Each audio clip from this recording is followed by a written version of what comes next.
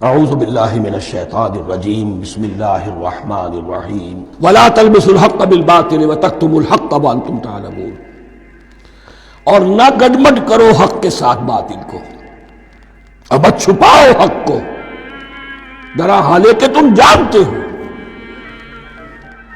یہ بات اچھی طرح نوٹ کر لی، جانتے بوجھتے کرنا، ایک ہے مغالطے میں کرنا، وہ ضلالت ہے، گمراہی ہے۔ ایک جان بوجھ کر کرنا، حق کو پہچان کر اسے رد کرنا، یہ پھر اللہ تعالیٰ کے غضب کو دعوت دینا ہے، ریت آف اللہ، اس کے غضب کو دعوت دینا ہے کہ حق کو پہچان کر اس کی نفی کرنا۔ وانتم تعلمون، علماء یہود قرآن مجید میں آگے چل کر آئے گا، ایسے پہچانتے تھے محمد کو اور قرآن کو جیسے اپنے بیٹوں کو، یعرفونہ کما یعرفون ابناہم، ایسے پہچانتے جیسے اپنے بیٹوں۔ وَأَقِیمُوا الصَّلَاةَ وَآتُوا الزَّکَاةَ، دیکھو نماز قائم کرو، زکوٰۃ ادا کرو، وَارْکَعُوا مَعَ الرَّاکِعِینَ، اور جھکنے والوں کے ساتھ جھکو۔ یہ اول تو رکوع کو انہوں نے اپنے ہاں سے خارج کر دیا تھا، ثانیاً باجماعت نماز ان کے ہاں ختم ہو گئی تھی۔ وَارْکَعُوا مَعَ الرَّاکِعِینَ، جماعت باجماعت نماز کی طرف اشارہ ہے۔ أَتَأْمُرُونَ النَّاسَ بِالْبِرِّ وَتَنْسَوْنَ أَنفُسَكُمْ، کیا تم لوگوں کو نیکی کا حکم دیتے ہو، تقویٰ کی، پارسائی کی تعلیم دیتے ہو؟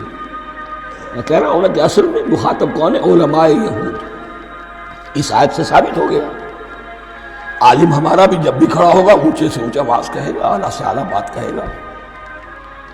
اکثر و بیشتر کا حال یہ ہے کہ ان کا اپنا کردار دیکھیے تو کوئی مناسبت ہی نہیں اس سے جو وہ بات کہہ رہا ہے، جو لوگوں کو دعوت دے رہا ہے اس پر خود عمل نہیں۔ تو یہی در حقیقت علماء یہود کا کردار بن چکا تھا۔ أَتَأْمُرُونَ النَّاسَ بِالْبِرِّ وَتَنْسَوْنَ أَنفُسَكُمْ، کیا تم لوگوں کو نیکی کا حکم دیتے ہو اور خود اپنے آپ کو بھول جاتے ہو؟ وَأَنْتُمْ تَتْلُونَ الْكِتَابَ، اور یہ سب کچھ تم کر رہے ہو اس حال میں کہ کتاب پڑھتے بھی ہو، تورات پڑھتے ہو، صاحب تورات ہو۔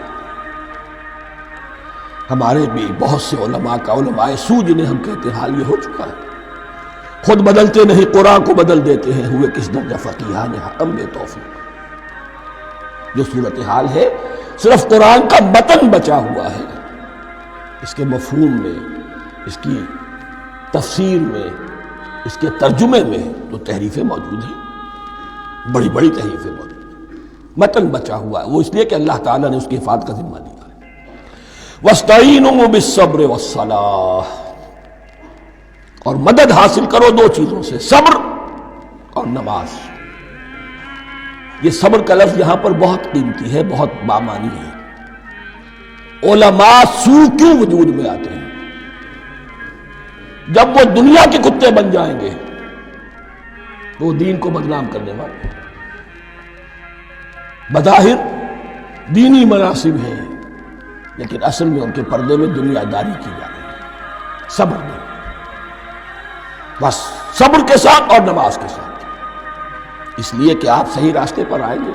اگر کوئی عالم دین لوگوں پر تنقید کرے گا، لولا ینہاہم الربانیون والاحبار، کیوں نہیں روکتے ان کے علماء اور ان کے اولیاء اور صوفیاء ان کو حرام کھانے سے اور جھوٹ بولنے سے؟ اگر کوئی شخص روکے گا اس کو پھر نذرانے تو نہیں ملیں گے، اس کی خدمتیں تو نہیں ہوں گی۔ اگر تو دنیا میں صبر اختیار کرنا ہے تب تو آپ حق بات کہہ سکتے ہیں، اور اگر دنیاوی ایمبیشنز ہیں تو پھر آپ کو کہیں نہ کہیں کمپرومائز کرنا پڑے گا۔ وَاسْتَعِینُوا بِالصَّبْرِ وَالصَّلَاةِ، صبر اور نماز۔ وَإِنَّهَا لَكَبِیرَةٌ، اور یقیناً یہ بہت بھاری شے ہے، بہت بھاری شے ہے۔ عام طور پر خیال یہ ہے کہ انہا کی ضمیر صرف صلاۃ کی طرف جاتی ہے، نماز بہت بھاری ہے۔ ایک رائے یہ ہے کہ نہیں، یہ پورے طرز عمل کی طرف جا رہی ہے، یہ طرز عمل کہ خود صبر کرو، اس دنیا میں صبر کرو، دنیا اور دنیا کے متعلقات میں کم سے کم پر قانے ہو جاؤ، اور حق کا بول بالا کرنے کے لیے میدان میں آ جاؤ، یہ طرز عمل۔ اور اس میں پھر نماز، الصلاۃ عماد الدین۔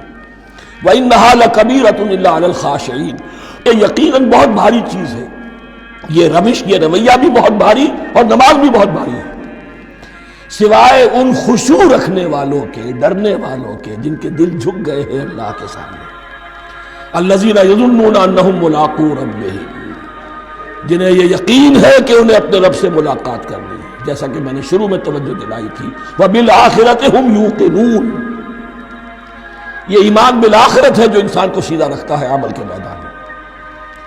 الَّذِينَ يَظُنُّونَ أَنَّهُمْ مُلَاقُو رَبِّهِمْ وَأَنَّهُمْ إِلَيْهِ رَاجِعُونَ، اور جنہیں یہ یقین ہے کہ بالآخر اسی کی طرف ہمیں لوٹنا ہے۔ صدق اللہ العظیم۔